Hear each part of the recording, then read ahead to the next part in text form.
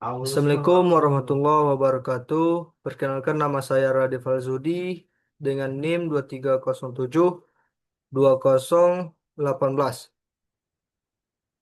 Baik, kali ini saya akan menjelaskan tentang nama-nama dan komponen yang ada pada sistem pneumatik di dalam mata kuliah Sistem Hidrolik dan Pneumatik dengan dosen pengampu Pak Dr. Randus Dori Yuhendra SPD.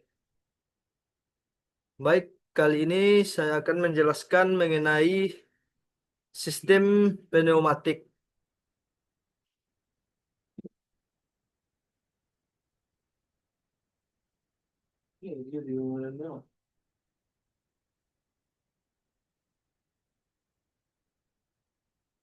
Pneumatik adalah Pneumatik berasal dari bahasa Yunani yang berarti udara atau angin.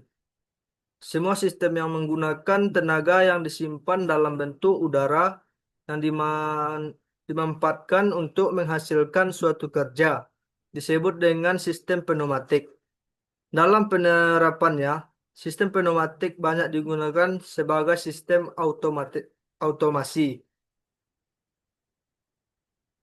Baik, selanjutnya saya akan menjelaskan mengenai komponen-komponen atau nama-nama yang ada pada sistem pneumatik.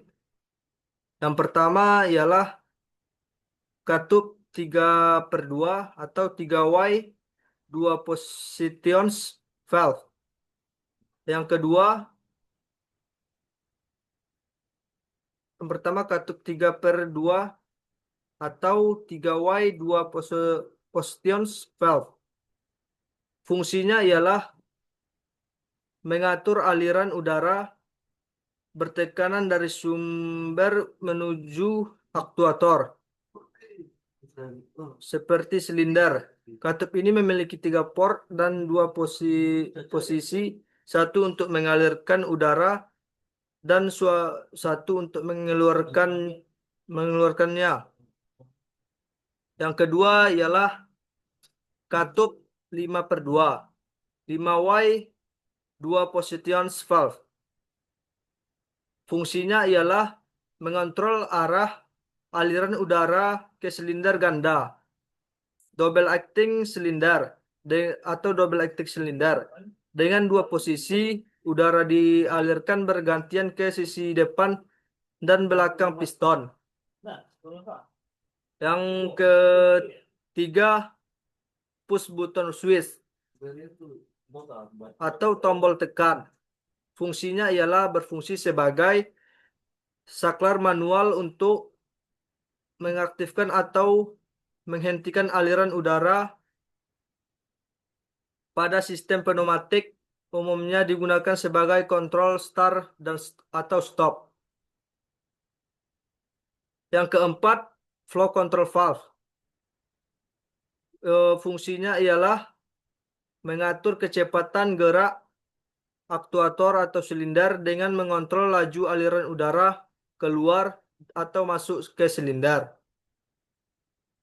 Yang kelima ialah katup mekanik atau mechanical valve. Fungsinya ialah dikendalikan secara mekanis oleh tuas atau roda yang ditekan oleh banda kerja. Digunakan untuk deteksi posisi atau batas gerakan suatu komponen. Yang keenam, katup solenoid 5/2 atau solenoid valve. Fungsinya mengatur arah aliran udara menggunakan sinyal listrik. Katup ini umumnya digunakan untuk mengontrol silinder ganda secara otomatis dengan bantuan sensor dan PLC. Yang ketujuh, katup 3/2 manual atau hand operations valve. Fungsinya mengontrol suplai udara ke akuator secara manual. Mirip dengan katup nomor 1, namun dioperasikan dengan tuas tangan bukan tombol. Yang ke-8, filter regulator atau FR unit. Fungsinya menyaring udara dari kotoran dan air serta mengatur tekanan udara agar stabil sebelum masuk ke sistem. Sangat penting menjaga komponen pneumatik tetap awet.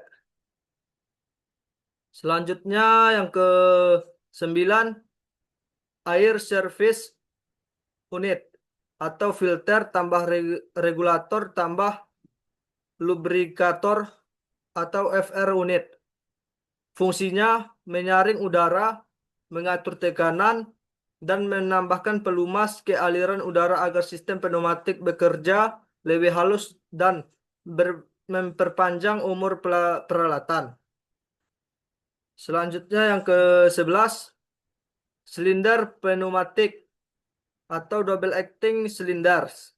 Fungsinya mengubah energi udara bertekanan menjadi gerakan linear maju dan mundur.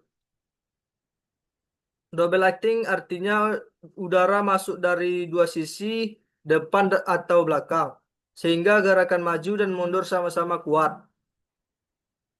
Yang ke-11, katup solenoid 3/2 atau 3Y 2 positions solenoid valve. Fungsinya mengatur aliran udara menggunakan sinyal listrik. Katup jenis 3/2 memiliki 3 poin atau supply, output, exhaust, dan 2 posisi. Biasanya dipakai untuk mengontrol silinder single acting. Selanjutnya yang ke-13, push button valve. Katup tombol tekan 3/2. Fungsinya mengontrol aliran udara secara manual dengan menekan tombol saat tombol ditekan. Udara mengalir saat dilepas, udara terputus dan keluar melalui exhaust. Yang ke-15 ialah katup mekanik atau mechanical valve. Rogel X-dual 3/2. Fungsinya katup pneumatik yang bekerja ketika tuas dengan roda atau roller tertekan oleh benda kerja. Berfungsi sebagai limit switch pneumatik untuk mendeteksi posisi atau batas pergerakan komponen. Selanjutnya ialah kompresor. Kompresor fungsinya ialah digunakan untuk mengisap udara pada atmosfer, kemudian menyimpannya dalam tangki pneumatik, penampung atau reservoir.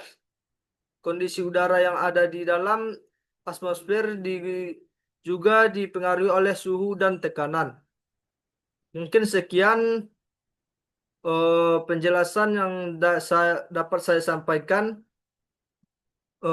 Cukup sekian, terima kasih. Assalamualaikum warahmatullahi wabarakatuh.